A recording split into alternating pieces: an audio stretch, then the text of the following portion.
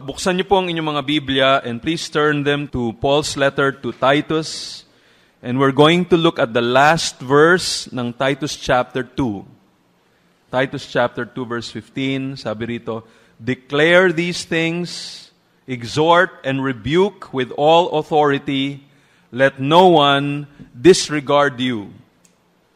Ang title po natin sa ating pag-aaral ngayon, The Obligation of the Ministers of the Word and the Congregation. The obligation of the ministers of the Word and the congregation. Ngayon, bago tayo magpunta dito sa paliwanag dito sa verse 15, allow me to read from one commentary, itong kay Adam Clarke. Nagustuhan ko yung kanyang sinabi rito regarding Titus chapter 2. Meron siyang binanggit dito to explain Titus chapter 2 that I think it'll be a nice thing for all of us to hear. Pakinggan niyo ang kanyang sinabi, no? I'll try to translate it para mas madali nating maintindihan. Sabi niya rito ni Adam Clarke, "Few portions of the New Testament excel this chapter." No, kakaunti lang ang hihigit pa dito sa magandang chapter na to ng Titus chapter 2. It may well form the creed, system of ethics, and textbook of every Christian preacher.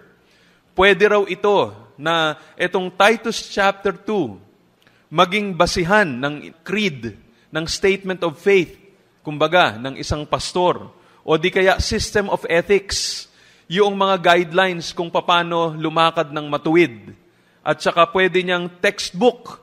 Kung gustong malaman daw ng isang Christian preacher, ano ba yung textbook na pwede kong gamitin sa aking ministry? Sabi niya, Titus chapter 2 is a good one. "Does any man inquire what is the duty of a gospel minister?" Meron bang nagtatanong na pastor o ministro ng ebanghelyo, ano ba dapat ang ginagawa ng isang minister of the gospel? Sagot, "Send him to the 2nd chapter of the epistle to Titus for a complete answer." Oh? Kaya kung ikaw ay pastor, ikaw ay batang pastor pa, o iniisip mo, ano kaya magandang isiri? So ano ba dapat kong gawin? Paano ba magbigyan ng direksyon yung aking ministry? What should I do?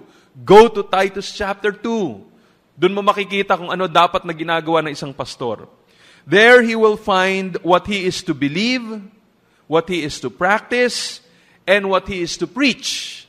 Oh, doon mo makikita ano dapat mong paniwalaan, ano ang dapat mong gawin, ano dapat mong ituro. Even his congregation is parceled out. Ibig sabihin, it is divided into parts. Parceled out to him.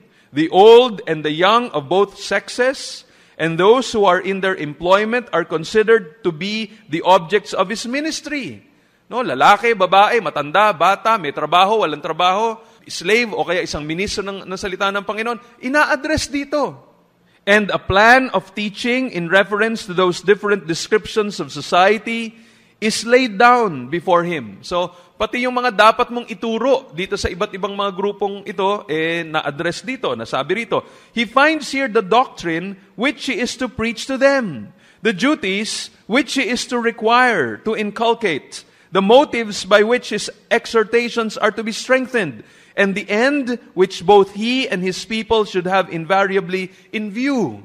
O kung ano ba ang motibo mo sa paggawa nito o pagturo nitong mga bagay nito? Saan ba ito papunta? Ano ba ang goal ng lahat ng ito? So sabi, ito nasa Titus chapter 2.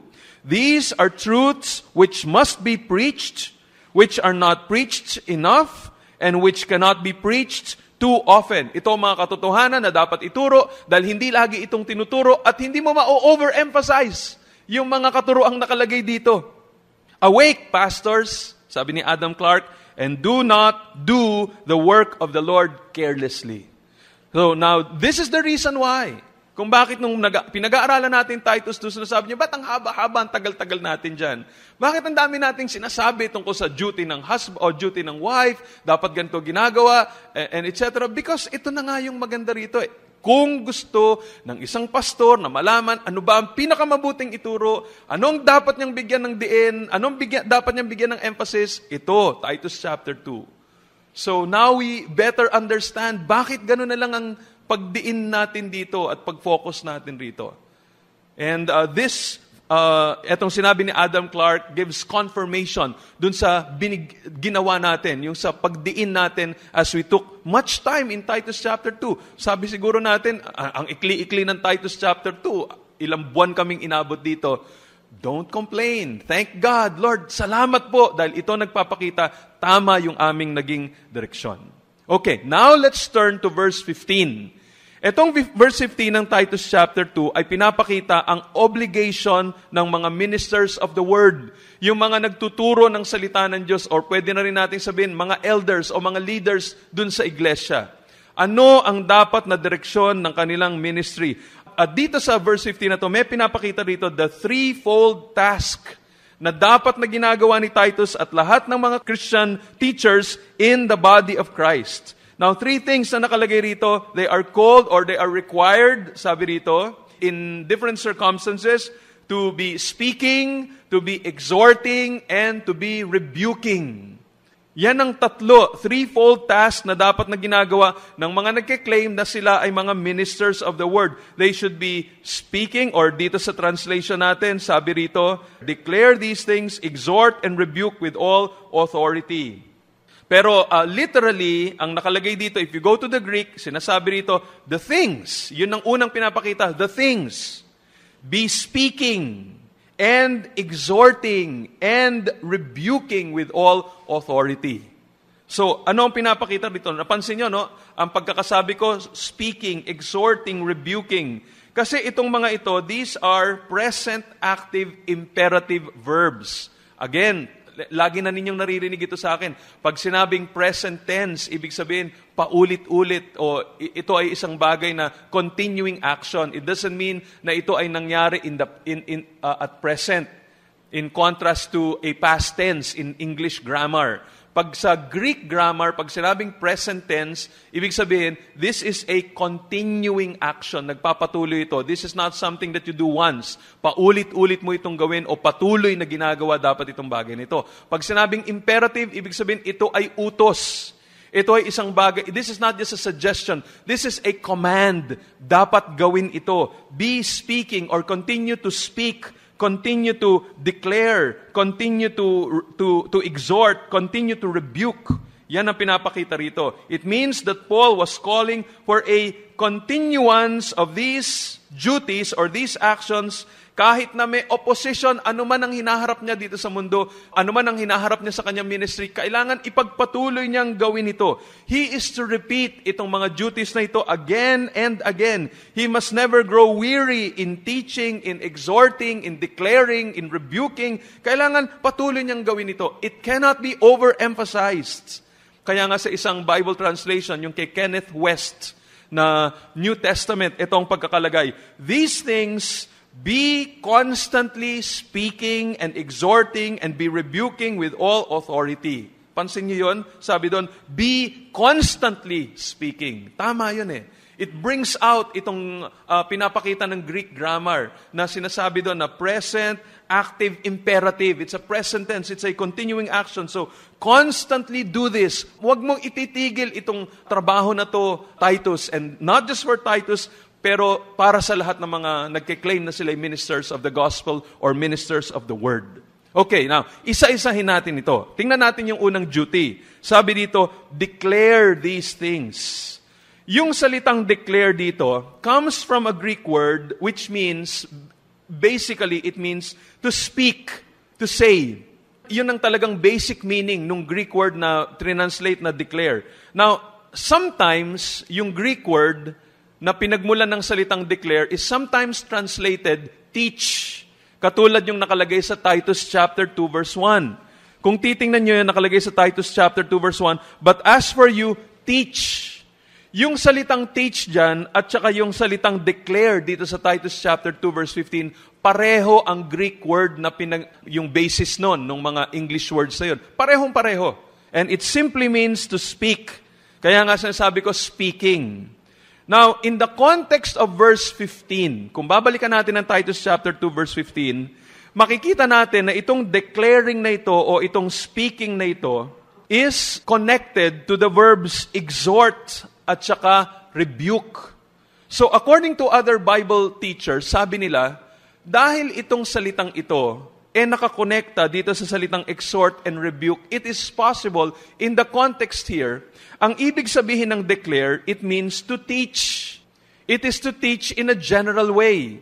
And then, paano ka mag-teach? O paano mo i-communicate ang salita ng Panginoon Diyos? Do it positively and negatively. You exhort positively, you rebuke negatively. So, pag may mali, i-rebuke mo sila. So, yun ang sabi ng iba. So, posible yun. Posibleng ang ibig sabihin ng speaking dito is teaching. You have evidence of this in Titus chapter 2, verse 1, as I said a while ago, but possibly pwedeng gamitin yung Acts chapter 18, verse 9 and verse 11. Sabi ng Acts chapter 18, verse 9 and verse 11, nung si Paul ay nagme-minister sa Corinto, he was so discouraged because of the opposition. Gusto na niyang itigil yung kanyang pagde-declare, pagtuturo, pagsasalita ng salita ng Diyos. Pero ito sabi ng Panginoon sa kanya, sa Acts chapter 18, verses 9 and 11. And the Lord said to Paul one night in a vision, do not be afraid, but go on speaking and do not be silent. Now, tingnan niya, sabi, no? Go on speaking. Now, kung titingnan natin yung parallel nito sa verse 11, dito natin makikita, anong ibig sabihin ni Lord nung sinabi niyang speaking? Sabi ng verse 11, and he, referring to Paul, and he stayed 1 year and 6 months teaching the word of God among them. So, yung speaking na sinasabi sa verse 9 is more specifically defined as teaching. Pagtuturo ng salita ng Panginoong Diyos dito sa verse 11. And so, kung pagdidikitin nyo ng ibig sabihin ng speaking, teaching. So, posible rin, itong nakalagay sa Titus chapter 2, verse 15, na declaring, it could mean teaching. So, keep on teaching. So, again, no, the verb to declare or to teach is in the present active imperative. No, ito ay lagi mong gawin. These things, sabi ni Kenneth West, these things be constantly speaking. It means this is the central duty of the minister of the word. Titus must continually teach or communicate God's word to various groups in the church. Whether sa matatanda na mga lalaki, matatandang mga babae, mas nakababatang mga lalaki, nakababatang mga babae, sa mga workers, sa mga slaves kung meron man, dito wala na of course, pero sa mga empleyado, sa mga ministers of God's Word, nagkiklaim na sila, nagtuturo na salita ng Diyos, sabi dito, ito ay dapat lagi niyang ina-address. He must continually teach them. Kahit na hindi ito popular, kahit na siguro nasa isang panahon tayo wherein yung mga tao hindi interesado na ina-address doctrinally yung kanilang mga concerns, sinasabi ni Paul, keep on doing it, be patient, keep on teaching God's Word. Ang sabi ng 2 Timothy chapter 4 verses 1 and 2, sabi ni Apostle Paul, I charge you, sabi niya kay Timothy, in the presence of God and of Christ Jesus, who is to judge the living and the dead, and by His appearing and His kingdom, preach the Word. Be ready in season and out of season. Ang ibig sabihin ng in season or out of season, kahit na pag sinabi mong in season, uso siya. Interesado yung mga taong makinig ng salita ng Panginoon Diyos. Nasa isang climate ka ngayon, nasa isang community ka, nasa isang lugar ka where people are excited to hear the Word of God. They're interested to Word of God. The Word of God is in season.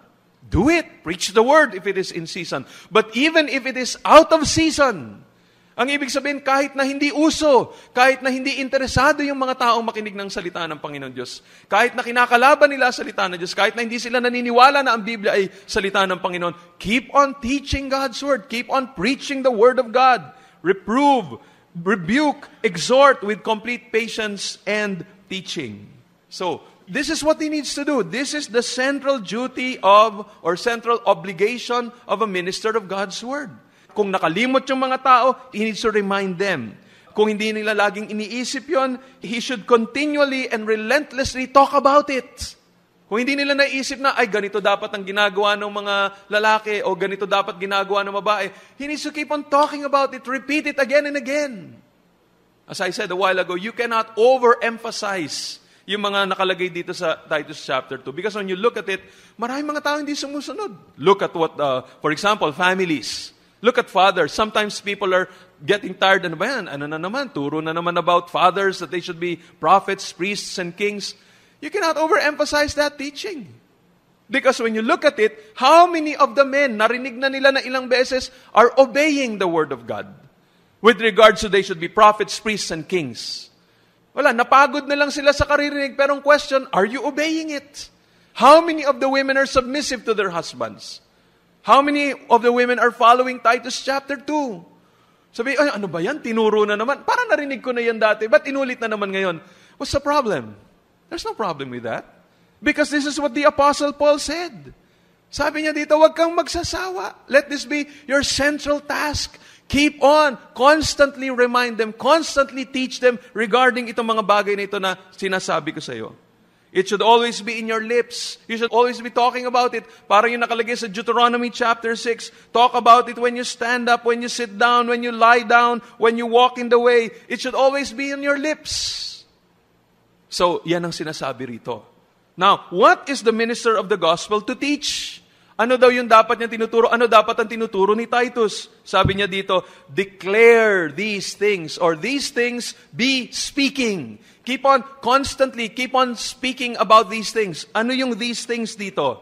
Well, the word these things, etong phrase na to na these things, may refer to the whole of chapter 2. Kasi yun yung sinabi, yun yung binanggit pa lang niya eh. Or, it could either refer to the whole of chapter 2, or it could refer to verses 11 up to 14. Yun yung kababanggit pa lang niya. Sabi niya, for the grace of God has appeared, bringing salvation, etc. And then, declare these things. Walang specific na sinabi rito, but it is possible, yun yung these things. These things could refer to the whole of chapter 2, or these things could be very specifically referring to verses 11 up to 14. But I think, although etong sinasabi ng mga commentaries, either chapter 2 or verses 11 to 14, when I read the whole of Titus, I think, nung sinabi ni Apostle Paul na etong these things, he is not just confining his teaching to Titus chapter 2. I think it also includes chapter 1. I think it also includes chapter 3. Kasi ito lahat ng kanyang tinuturo sa kanila eh. So, let's look at the details of it. Ano kasama dito sa these things? Well, for one, it includes sound doctrine. Kasama yung doktrina. And in Paul's letter to Titus, there are two portions here where you find solid doctrine.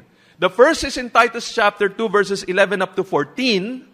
Yung doktrina dyan na pinapakita about yung glorious truths about salvation. May kita natin dito sa Titus chapter 2, verses 11 up to 14. You find there the doctrine of grace, the doctrines of salvation, sanctification, redemption by Christ, the blessed hope, the glorious appearance of Jesus Christ. Yan ang may kita natin sa Titus 2, 11 up to 14. But there is another portion here in Titus na may solid doctrine na naman. And that is in Titus chapter 3, verses 4 up to 8.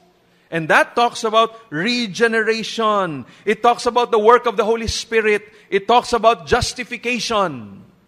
And so, I believe, kasama yun. You cannot just focus on Titus chapter 2, 11 up to 14 and say, itong nakalagay sa Titus 3, hindi na yan kasama sa dapat na regular na tinuturo ng pastor. No, that's part of it. Constantly teach these things. Constantly teach doctrine. Patuloy kang magturo ng patungkol sa doktrina. About salvation, about sanctification, about justification, about regeneration, about the second coming of Christ, about redemption, about the atonement. Keep on talking about these things. In addition to that, hindi lang doctrine. You should also teach truths that are in line with doctrine. So that talks of practical things. Titus chapter 2 and verse 1. Ito, as I mentioned a while ago, yung these things kasama yung buong chapter 2. Ano ba nakalagay sa verse 1 ng chapter 2? But as for you, teach what accords with sound doctrine. So, hindi lamang sound doctrine ang dapat na tinuturo. Dapat nagtuturo rin ng mga katuruan that is in line with sound doctrine.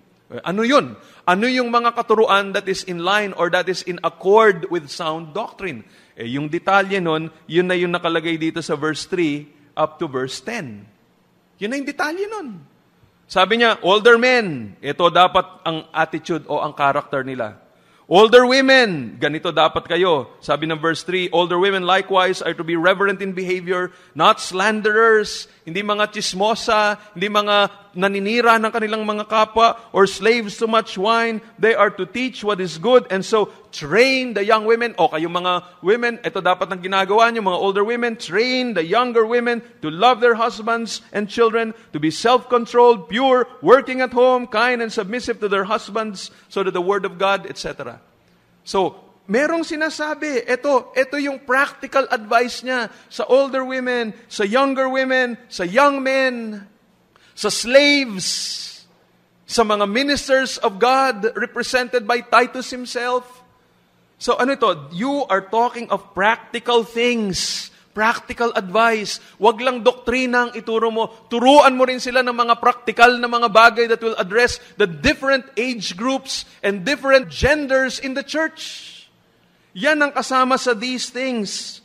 O yun lang ba? Hindi. Kasama pa rito, not only to teach doctrine, sound doctrine, not only to teach practical matters, but also talk about things that will expose false teachers and their heresies or false teachings.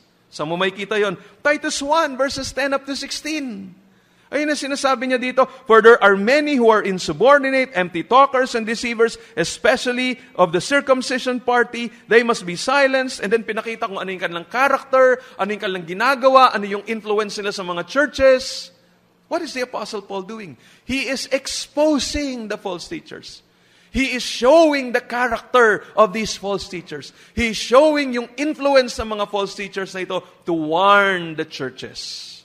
Para alam ng mga churches, ito malito, hindi dapat ako sumusunod dyan, dapat ganitong ginagawa ko. Tingnan nyo sa chapter 3, meron din siyang binanggit ng konti patungkol doon. Sabi niya sa verse 9, but avoid foolish controversies, genealogies, dissensions, and quarrels about the law. Possibly, yan ang kasama sa mga tinuturo nitong mga insubordinate people na ito na ina-address niya dito sa section ng chapter 1, verses 10 up to 16. Yun ang kanyang sinasabi. Ito ang kanilang tinuturo. So what is he doing? He is exposing them. Yung mga nagke-claim na sila daw ay sa Panginoon, but they are teaching, they are focusing on genealogies. They're focusing on things that are legalistic. Sabi ni Apostle Paul, yan, mali yan. So, keep on teaching these things. And then what else? Kasama sa dapat na tinuturo ni Titus ay yung mga standards in the church, particularly standards for elders.